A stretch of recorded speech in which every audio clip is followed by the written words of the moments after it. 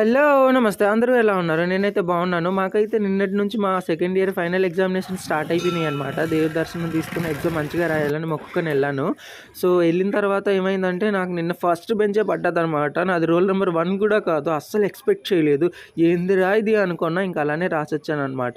So, మేమందరం పైకెళ్ళే ముందు కిందన అలా రివిజన్ చేసుకుంటాం అనమాట. అంటే 9:30కి అలౌ చేస్తారు లోపలికి.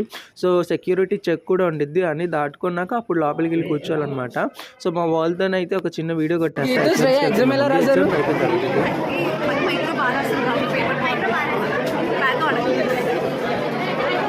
ఎగ్జామ్ అయితే రాసేసాను. సో పర్వాలేదు, బాగానే వచ్చింది క్వశ్చన్ పేపరు. నా వరకు అయితే అన్నీ అటెంప్ట్ చేశాను. మరి రిజల్ట్స్ అయితే ఇంకా దేవుడి దయ.